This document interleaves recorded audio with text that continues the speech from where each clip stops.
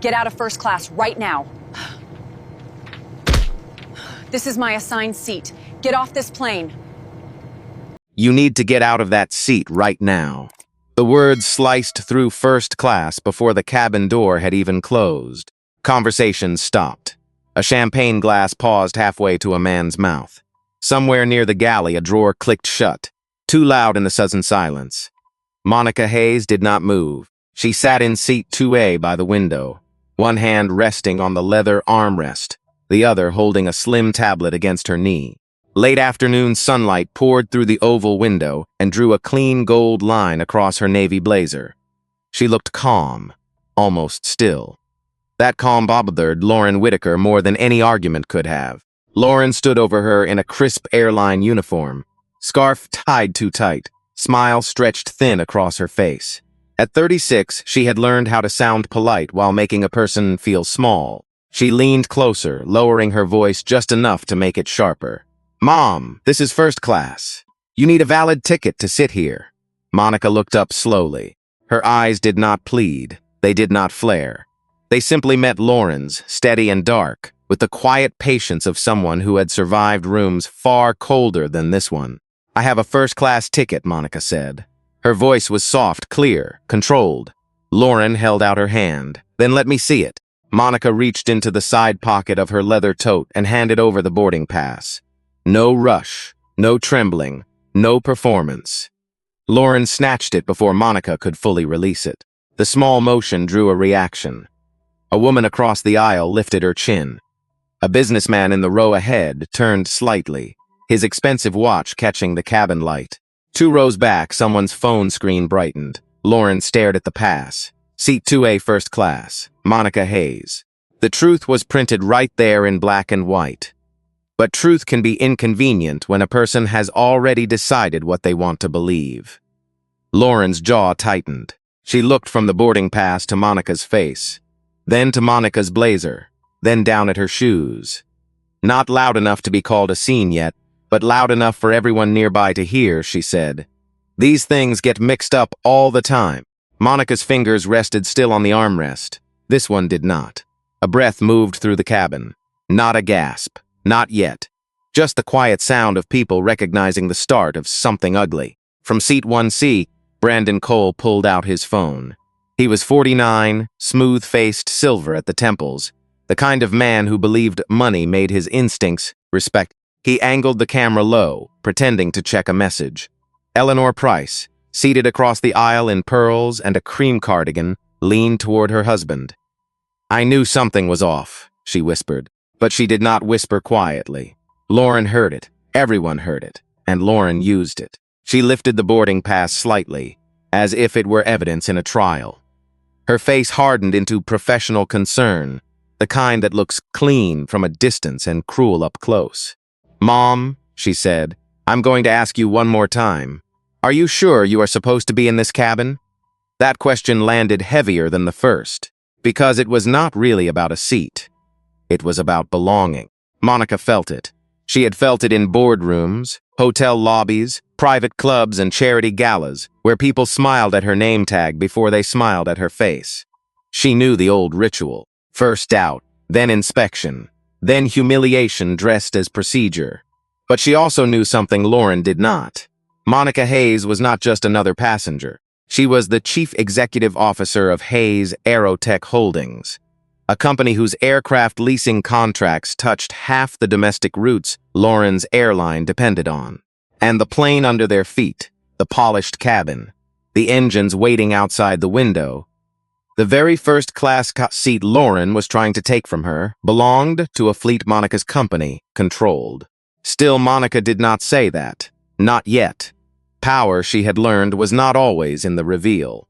Sometimes power was in waiting long enough for people to show who they really were. So she looked at Lauren and spoke with the same quiet voice. "I am in my assigned seat." Lauren's smile disappeared. Outside, the engines hummed low. Inside, the cabin held its breath. Lauren held the boarding pass between 2 fingers, as if touching it too long might make her responsible for the truth printed on it. Monica watched her closely, not with fear, with attention. That was what unsettled Lauren most. Monica was not begging. She was not apologizing.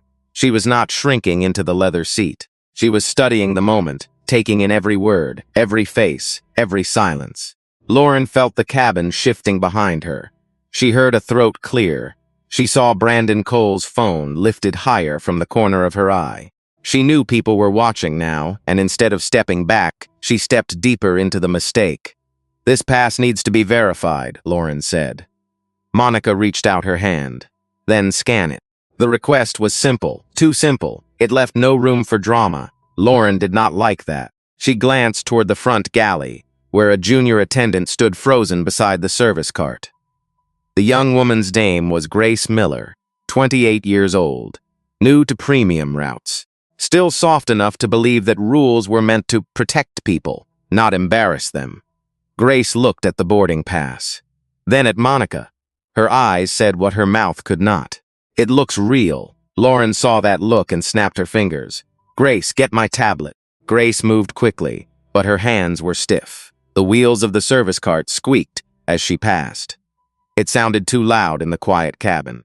Eleanor Price leaned across the aisle again. Her pearl bracelet clicked against her armrest. "I just don't understand why people make travel so difficult now," she said, not even trying to hide her judgment. Her husband lowered his newspaper but said nothing. He had been married to Eleanor for 42 years. He knew that tone.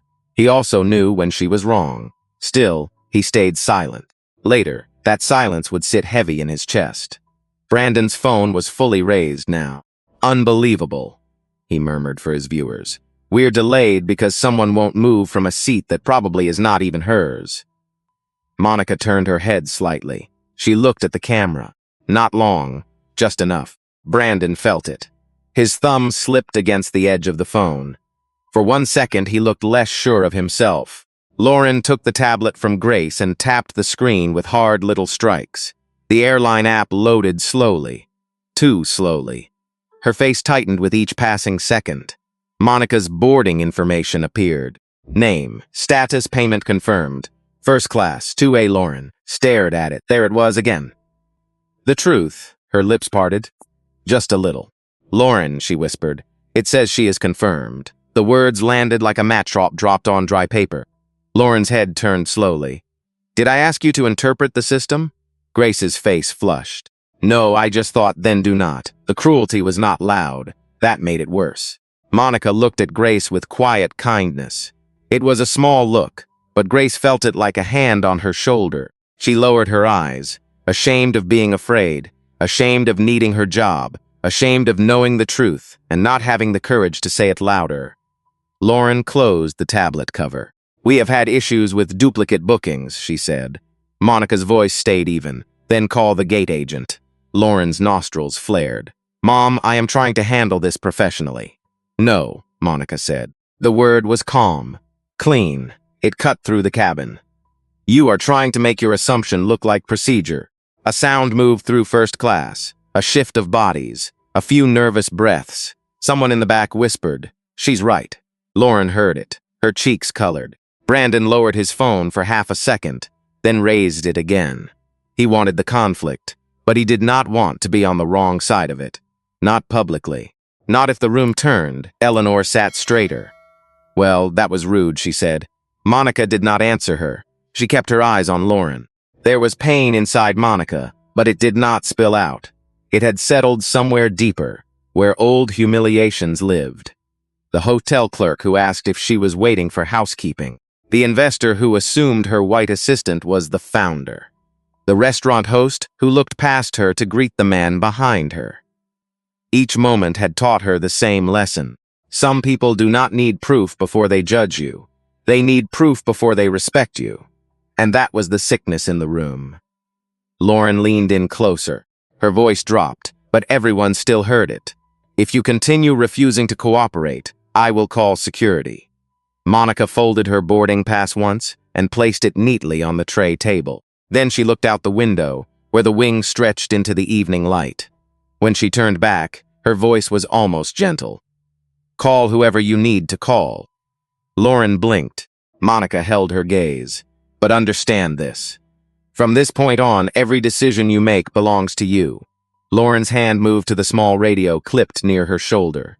The motion was quick. Too quick. It was the kind of movement people make when they already know what they want the ending to be. Not a question. Not a search for truth. A decision dressed up as safety. "Security to gate 12, Lauren said, her voice tight but clear. "We have a non-compliant passenger in first class refusing to leave an occupied premium seat." Monica's eyes narrowed, not in anger, but in focus. "Occupied?" she asked. Lauren ignored her. Grace stood near the galley, tablet pressed to her chest. She looked like she wanted to disappear into the wall. She had seen the confirmed seat. She had seen the payment status. But fear has a way of making honest people quiet. Fear of losing a job. Fear of being labeled difficult. Fear of standing alone when authority is wrong. Monica understood that fear better than Grace knew. She had once been that young woman, too. Not in an airline uniform, but in conference rooms, where older men spoke over her and called it experience. She remembered the first time she watched someone lie about her work in a meeting. She had been 31, still building her company from borrowed office space and cold coffee. She wanted to scream. Instead, she took notes. Then she built the evidence. Then she never forgot. Now in seat 2A, she did the same thing. She reached for her phone. Lauren stepped forward. "Put the phone down, Mom." Monica looked up. "I am notifying my assistant that I may be delayed. You can do that after you step off the aircraft." "I have not been asked to step off for a legal reason." The word legal changed the air. Brandon caught it on camera. His face shifted. His viewers were climbing now, and the little red live icon made him feel powerful. But power through a screen was cheap. It did not require courage. It only required a battery. Eleanor Price crossed her arms. "This is exactly why flights do not leave on time anymore," she said. People refuse simple instructions. Across the aisle, Calvin Brooks turned his head slowly toward her. Calvin was 54, a retired high school principal from Ohio. His shoulders were broad, his voice usually gentle, and he had spent 30 years teaching young people that dignity was not something you earned by being convenient to others. He had tried to stay quiet. He could not. "Mom," he said. The simple instruction should have been to verify her ticket. Eleanor blinked at him. "I beg your pardon?" Calvin leaned forward, both hands on his knees. "I saw the screen. The seat was confirmed." Lauren snapped toward him. "Sir, I need you seated and out of this matter." "I am seated," Calvin said. "And this matter is happening in front of all of us." A few passengers looked down at their laps. That kind of truth made people uncomfortable. It asked something of them. Maya Torres felt it most. She sat 2 rows back, her phone in her hand, thumb hovering over the camera app. She was 29, a nurse from San Antonio, flying home after visiting her mother in the hospital. She knew what it looked like when someone was not being heard. She had seen it in emergency rooms. Patients dismissed as dramatic. Families brushed aside because they did not speak the right way, dress the right way, belong to the right zip code. Her thumb moved. She started recording. Not Monica's face. Lauren's. Lauren saw the new phone rise, and her expression hardened. "Ladies and gentlemen," Lauren said, turning to the cabin now, "I apologize for the delay. We are handling a seating irregularity." Monica's voice came from behind her, calm and cold. "That is not what this is." Lauren turned back. "Oh, then what is it?" Monica placed her phone face down on the tray table. The message had already gone out. Assistant, legal, corporate partnerships. 3 quiet taps, 3 doors opening far away. "This is what happens," Monica said. "When a person in uniform mistakes suspicion for authority." The cabin went still. Even Brandon stopped narrating. Lauren's face flushed red, not with shame, with loss of control. Outside the aircraft, footsteps sounded in the jet bridge. Heavy, measured, getting closer. Grace looked toward the door. Maya kept recording. Calvin sat straighter. Eleanor's lips pressed into a thin line.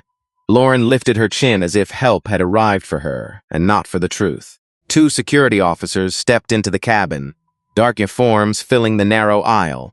The lead officer looked at Lauren first. "What seems to be the problem?" Lauren pointed at Monica without hesitation. "She is refusing to leave first class." Monica did not move. She did not blink. She simply looked at the officer and waited for the next mistake.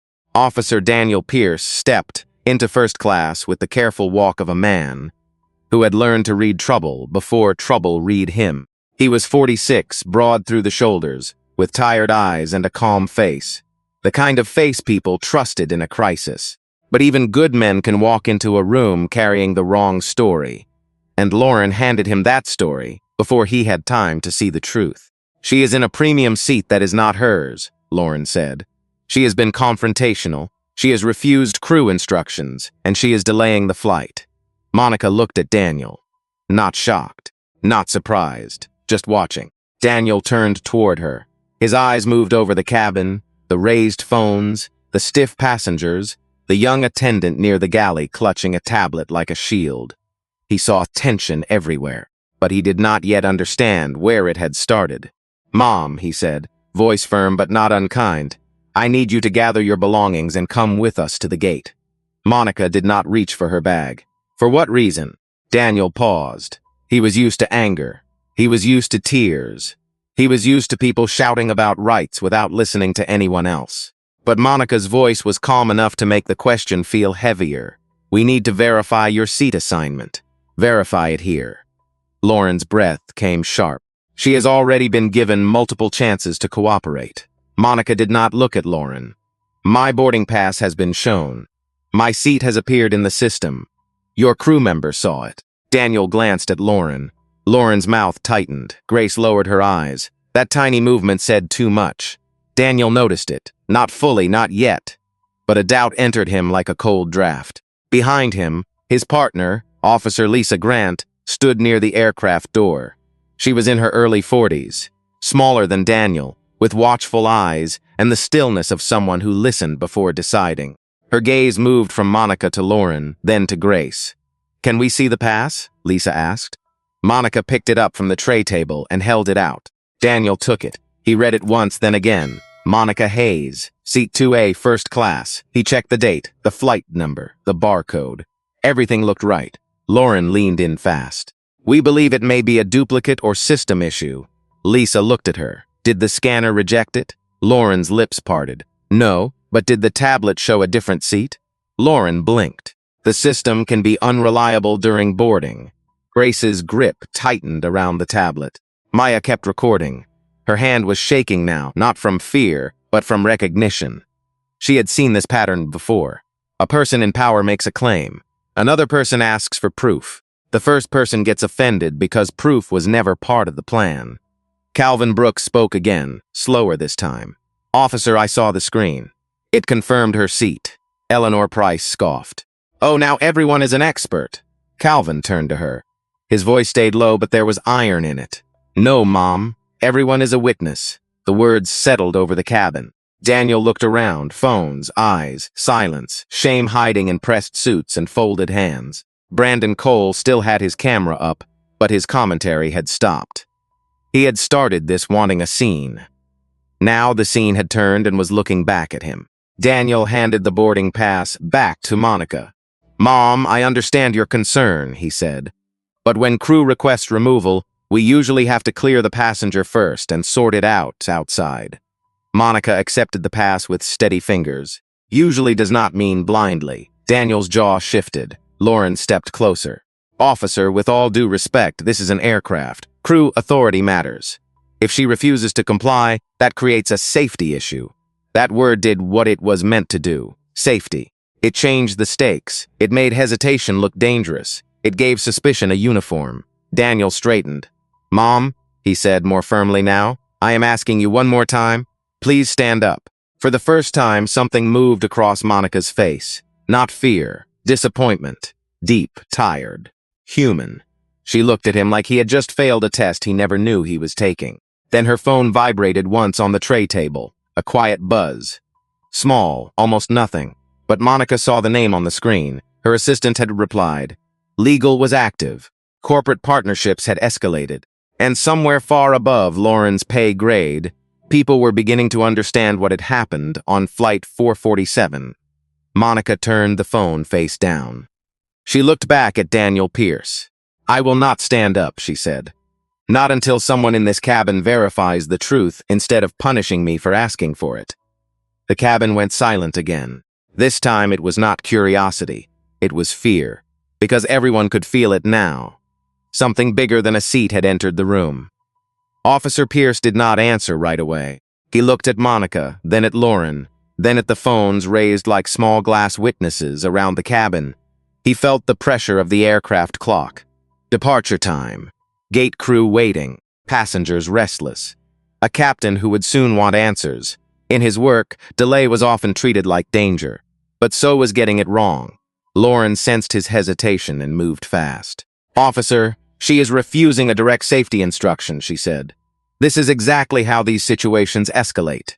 "These situations," Monica repeated. Her voice was quiet, but the words reached every seat. Lauren turned toward her. "Yes, these situations. When passengers decide the rules do not apply to them." Monica's gaze did not move. The rule was to verify the seat. Lauren's hand tightened around the tablet. "And I told you it was an issue." "No," Monica said. "You created one." A low murmur traveled through first class. Not loud, not brave, but real. Brandon Cole watched the comments on his live stream change. A minute ago, people had been laughing. Now they were asking questions. Why will the crew not scan the pass? Why is the younger attendant so quiet? Why is the woman in the seat so calm? Brandon swallowed. He had chased a spectacle and found a mirror. He lowered his phone a few inches, suddenly aware that his own voice was part of the record. Maya kept filming. Her breathing was shallow. She knew what would happen if Monica were removed. The narrative would harden before the facts caught up. It always did. A calm woman would become difficult. A question would become defiance. A request for fairness would become a threat. So Maya stepped into the aisle. Her knees felt weak, but she stood anyway. "Officer," she said, "I recorded the tablet screen." It showed her seat confirmed. Lauren spun toward her. "Mom, sit down." Maya did not sit. She held the phone at chest level. Not aggressive, not dramatic, just steady. "I am a nurse," Maya said. "I know what it means to document what actually happened, not what people say happened after." That sentence struck Grace hardest. Grace looked at the floor, then at Monica, then at Lauren. Her face was pale. Her career felt like it was standing on a crack in the ice. But underneath the fear, something else had started to rise. Conscience. Officer Lisa Grant stepped closer to Grace. "Miss," Lisa said gently, "did the tablet confirm this passenger in seat 2A? Grace's throat moved. Lauren's eyes locked on her. "Grace," Lauren warned. That was all she said. One name, one threat. Grace's fingers shook around the tablet. She could feel her own heartbeat in her wrist. She thought about rent, student loans, her mother's medication. She thought about training videos that said customer dignity mattered. She thought about Monica's quiet look of kindness when everyone else had treated her like a problem. Grace lifted her head. "Yes," she said. The cabin froze. Lauren's face changed. Grace took one breath. Then another. It confirmed Monica Hayes in seat 2A first class, paid ticket. No duplicate warning. No one moved. Not Brandon, not Eleanor, not Daniel Pierce.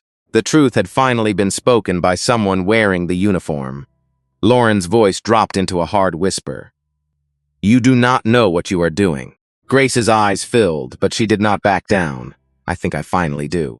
Officer Pierce looked at Lauren now, and this time his expression had changed. He was no longer looking at a crew member reporting a problem. He was looking at a person who may have created one.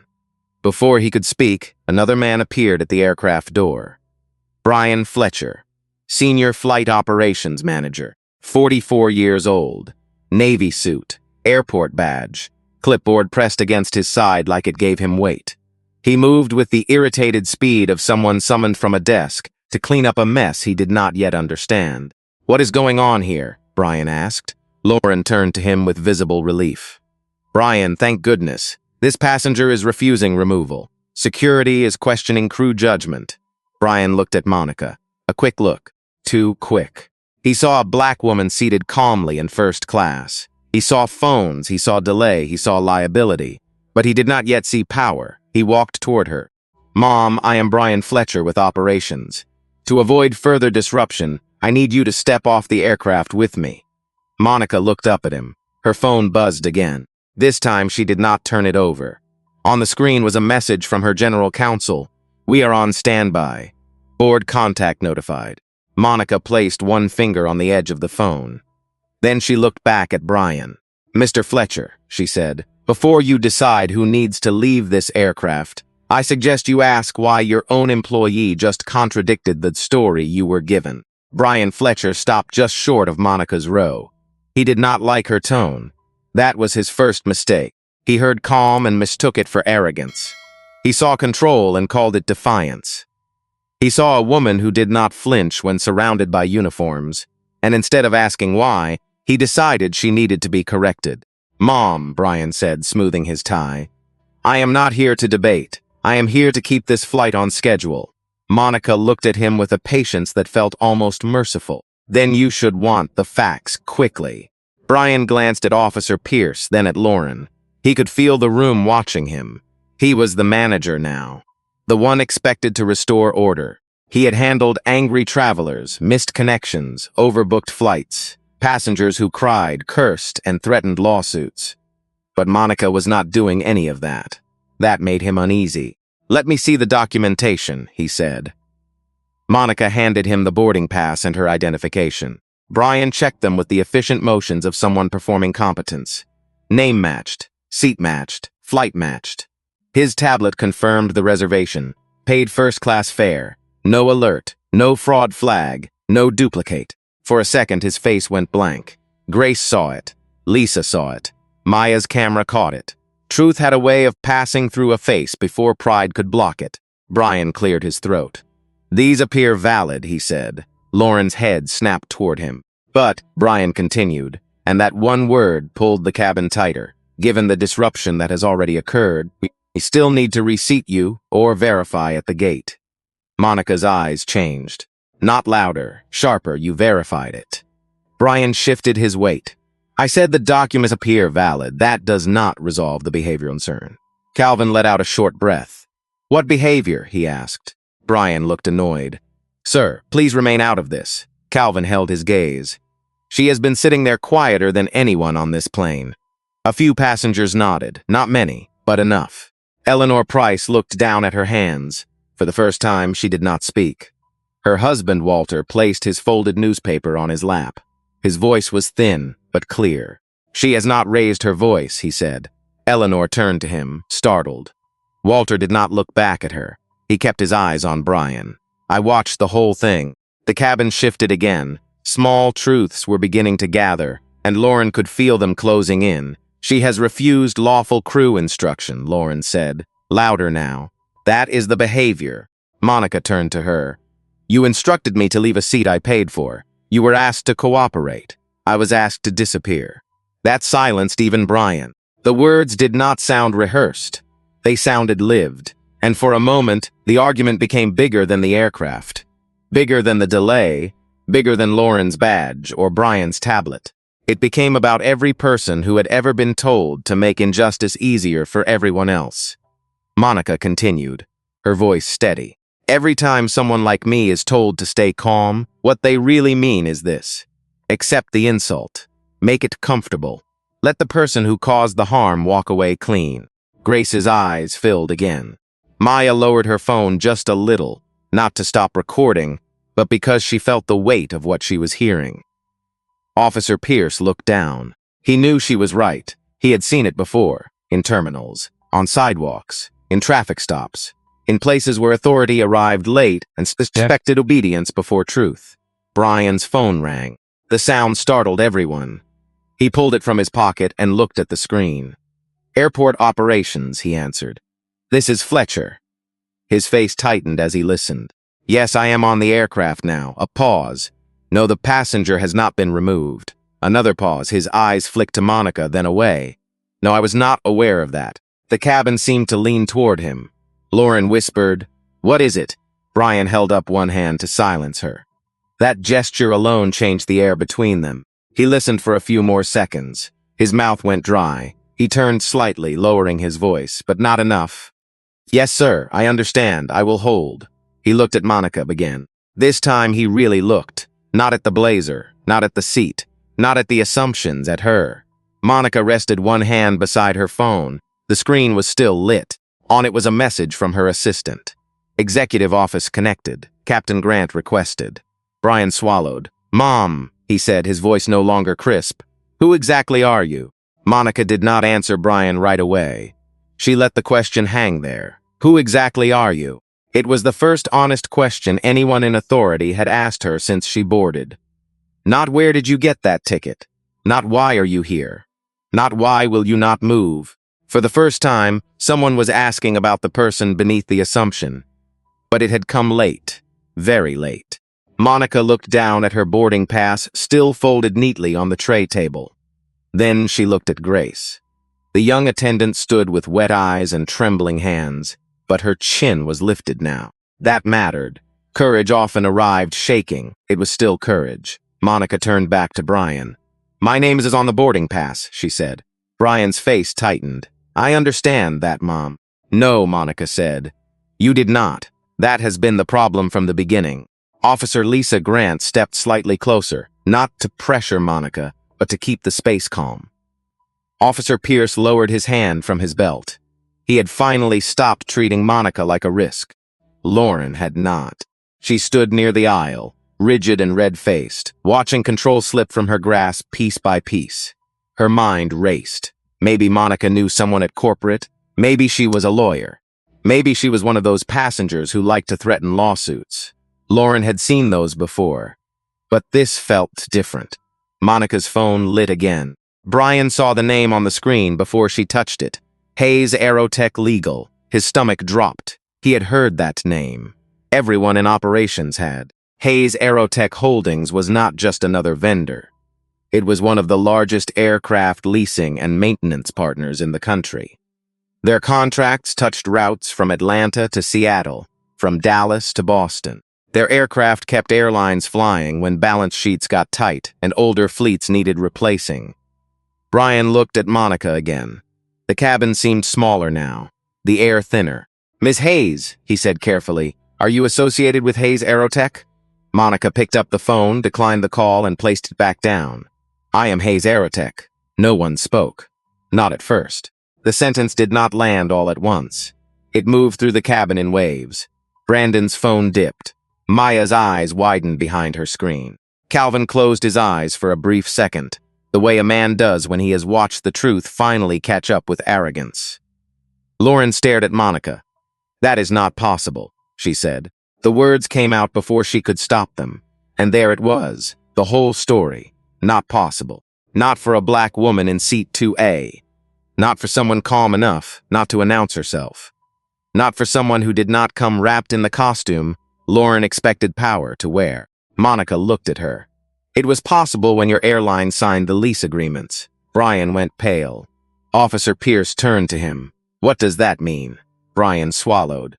"It means," he said, voice thin, "Ms. Hayes' company may own or manage aircraft in our active fleet." Monica corrected him. "Not may." She reached into her tote and removed a slim black card holder. No drama, no flourish. Just a quiet movement that made everyone lean in. She placed one card on the tray table. Monica Hayes, Chief Executive Officer, Hayes Aerotech Holdings. Below that, a private executive contact line. Brian stared at it. Grace covered her mouth with one hand. Eleanor Price looked away, her face tightening with the first real shame she had shown all afternoon. Walter reached for her hand, but she did not take it. She was not ready to be comforted. Not yet. Sometimes, shame had to do its work before healing could begin. Monica's voice softened, but it did not lose its edge. "This aircraft is part of a leased group my company placed with your airline 3 years ago. Your carrier also relies on our maintenance analytics for a significant portion of its domestic operations." Brian opened his mouth, but nothing came out. "So when you ask who I am," Monica continued, "understand this. I am the woman your crew tried to remove from a seat she paid for, on an aircraft her company helped put in service. After your system confirmed she belonged here." The words struck clean. No shouting, no insult, just fact after fact after fact. Lauren's breathing grew shallow. Brandon whispered, forgetting he was still live, "Oh my God." Monica turned her eyes toward him. He lowered the phone. For the first time, he looked embarrassed. Then the cockpit door opened. Captain Robert Grant stepped into the cabin, 58 years old, silver hair, measured eyes. A man with enough years in aviation to know when a delay was routine and when it was about to become historic. His gaze swept the scene, then it stopped on Monica. Recognition hit his face like a warning light. "Miss Hayes," he said. His voice changed everything. Not loud, not dramatic, but full of respect. And in that narrow first-class cabin, every person heard it. Power had finally been named. Captain Grant did not move for a full second. He stood at the edge of first class, one hand still on the cockpit door, his eyes fixed on Monica Hayes. Recognition had already done what explanations could not. It had cut through every excuse in the cabin. Brian saw it, Lauren saw it, everyone saw it. Then Captain Grant stepped forward. "Miss Hayes," he said again, quieter this time. "I apologize. I was not informed you were on board." Monica looked at him. That seems to be a pattern today. The words were not loud, but they hit with force. Captain Grant's face tightened, not in anger, in understanding. He had flown for more than 30 years. He had seen weather turn without warning. He had seen engines fail. He had seen passengers panic. But this was different. This was not mechanical failure. This was human failure. And those were often harder to repair. He turned to Brian. Why was Miss Hayes asked to leave her assigned seat? Brian opened his mouth. No sound came. Lauren stepped in fast. "Captain, with respect, we had a seating concern. She refused crew instructions. I was trying to protect the integrity of the cabin." Captain Grant looked at Grace. Grace flinched, then forced herself to stand straighter. Was her seat confirmed? Grace swallowed. "Yes, Captain. Was there a duplicate warning?" "No, sir." "Was there a system alert?" "No, sir." The answers came like small hammers, one after another, after another. Captain Grant turned back to Lauren. "Then what was the seating concern?" Lauren's face drained, then hardened again. Pride was a strange thing. Even when cornered by facts, it still searched for somewhere to stand. "She was dismissive," Lauren said. "She challenged my authority in front of passengers." Monica leaned back slightly. "I challenged your assumption." Captain Grant closed his eyes for half a breath. Officer Lisa Grant watched him closely. She knew that moment. The moment when a leader decides whether to protect the institution or protect the truth. Many people choose the institution because it feels safer. But safety built on denial is only delay. Captain Grant opened his eyes. "Ms. Whitaker," he said, "step back from the passenger." Lauren blinked. "Captain, now." The word cracked through first class. Short, final. Lauren stepped back. For the first time since the confrontation began, Monica had clear space around her seat. It was a small thing, but everyone felt it. Maya lowered her phone slightly, tears burning behind her eyes. She had not expected anyone in authority to say stop. Not that clearly. Not that late maybe, but still not never. Sometimes healing began in one word, if the right person finally spoke it. Brian's phone buzzed again. He looked down. Corporate operations, then another notification. Legal affairs, then another. Public relations. The situation had left the aircraft. It was moving through offices now, through phones, through screenshots, through live video streams and group texts and executive channels, where people who never saw the humiliation would soon discuss the liability. Brandon Cole stared at his live comments. "Is that the CEO of Hayes Aerotech? Delete your video, man. No, keep it up. People need to see this." He felt sweat under his collar. His earlier words replayed in his mind, probably not even hers, causing trouble. Entitlement. He had said them because they were easy, because easy judgment makes a person feel taller for a moment. Now he felt small. Eleanor Price's husband, Walter, finally spoke to her. "Ellie," he said softly, "we were wrong." She stared at the aisle, lips trembling. "I did not say anything that bad." Walter's voice was tired but kind. "You did not have to. You helped the room believe it." Eleanor looked down. That sentence hurt, but it was clean hurt, the kind that might still teach. Captain Grant faced Monica again. "Ms. Hayes, would you be willing to allow us a few minutes to correct this properly?" Monica studied him. "Correcting it does not mean making it quiet." The captain nodded once. "No, Mom, it does not." Brian shifted beside him. "Corporate is asking for a direct line," he said. Captain Grant held out his hand. Brian gave him the phone. The cabin listened as the captain spoke. "This is Captain Robert Grant on Flight 447. I am with Ms. Monica Hayes in first class, yes. The situation is confirmed. No, she was not in the wrong seat." A pause. The cabin seemed to stop breathing. Captain Grant's jaw tightened. "Yes," he said. "There are multiple recordings." Lauren's eyes filled with panic now, not regret, not yet. Panic. Monica noticed the difference. Regret looks at harm. Panic looks at consequences. Captain Grant handed the phone toward Monica. "They are asking to speak with you." Monica took it. Her hand was steady. "Good afternoon," she said. "This is Monica Hayes." Her voice was calm, controlled, but everyone in that cabin knew the balance of power had shifted for good. Mana listened to Anabal without changing expression. The voice on the phone belonged to someone high enough to sound calm and frightened at the same time. A senior executive. Maybe legal. Maybe operations. It did not matter. The tone told Monica everything. They were no longer asking whether something had happened. They were asking how bad it was. "Yes," Monica said. "I am still seated in 2A." A pause.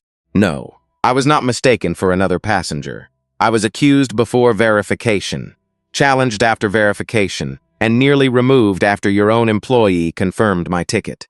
Lauren stared at the floor. Brian stood frozen beside the aisle. Captain Grant watched Monica with quiet respect, but his face carried the weight of command. He knew this was his aircraft today, his responsibility. Even if the damage began before he stepped out of the cockpit, it was now his duty to stop it. Monica listened again. Then she said, "I am not interested in a private apology that protects public behavior." The sentence moved through the cabin like a cold wind.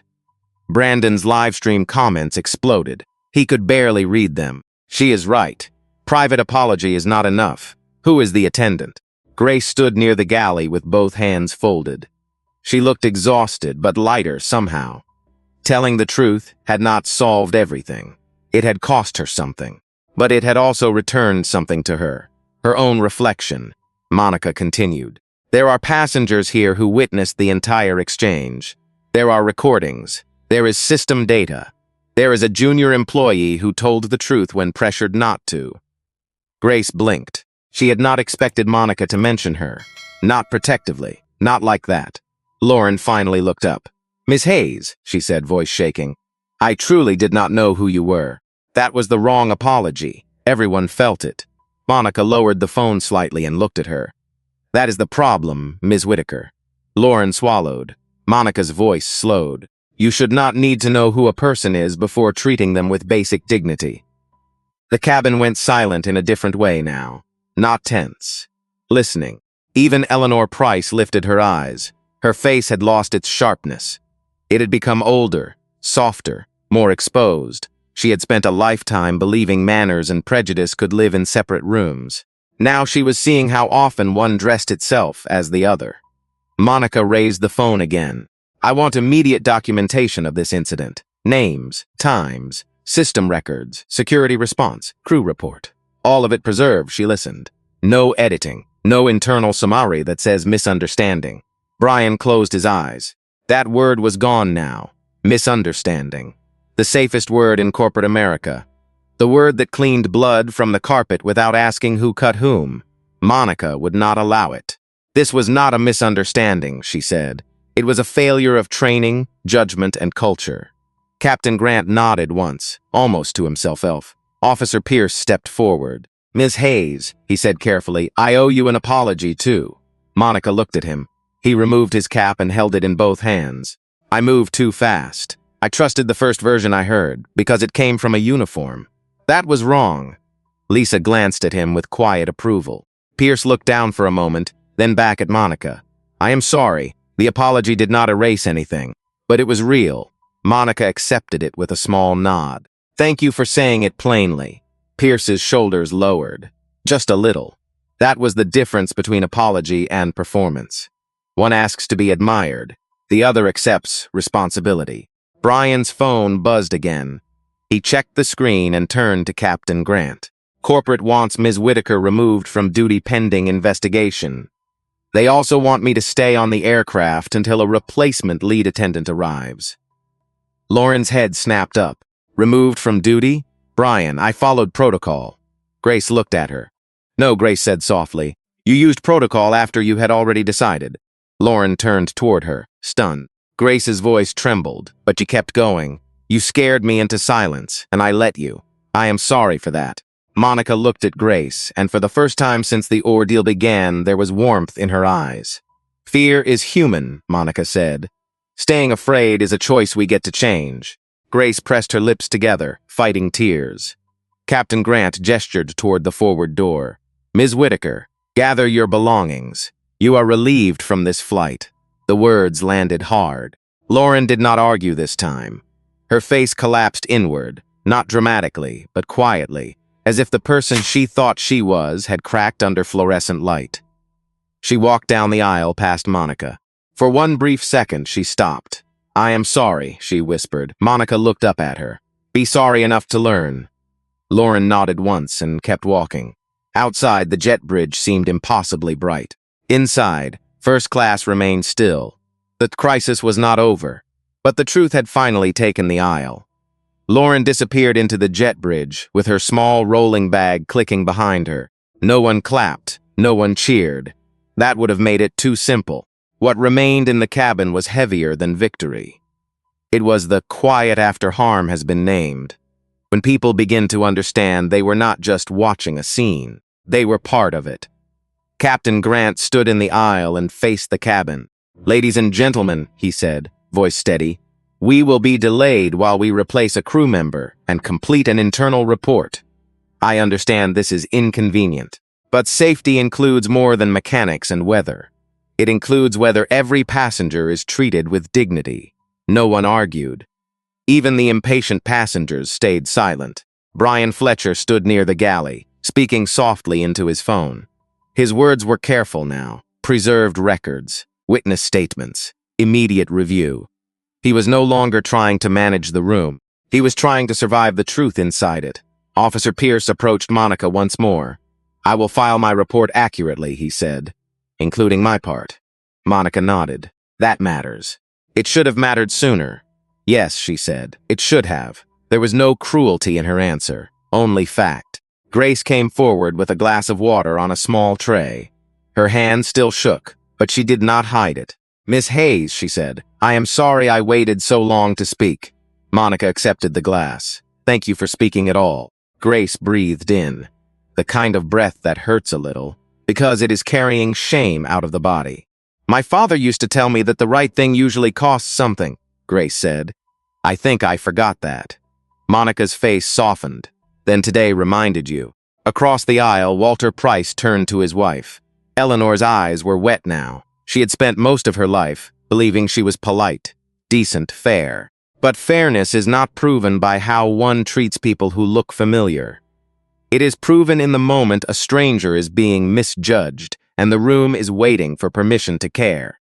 Eleanor stood slowly. Her pearls trembled against her collar. Miss Hayes, she said, her voice thin, I said something cruel. I dressed it up as concern, but it was cruel.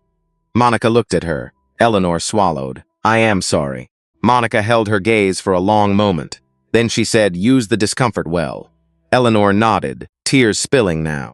Brandon Cole ended his live stream without a word. For a few seconds, he stared at his own darkened screen. He wanted to delete everything. He wanted to pretend he had not helped turn a woman's humiliation into entertainment. But the comments had already taught him something his pride did not want to learn. He stood halfway in the aisle. I owe you an apology too, he said. I recorded before I understood. Worse than that, I judged before I understood. Monica looked tired now, not weak. Tired. The kind of tired carried by people who keep having to teach the same lesson in different rooms. Then understand this, she said. Cameras do not create courage. People do. The words settled over him. He nodded and sat down. A replacement crew member arrived 15 minutes later. The cabin was reset. Bags were checked. Safety cards tucked. Seatbelts clicked one by one. Ordinary sounds returned, but nothing felt ordinary anymore. As the aircraft finally pushed back from the gate, Monica remained in seat 2A, where she had belonged from the beginning. Outside the window, runway lights stretched into the evening like a line of small stars. Inside, the cabin was quieter than before, but not empty. Something had changed.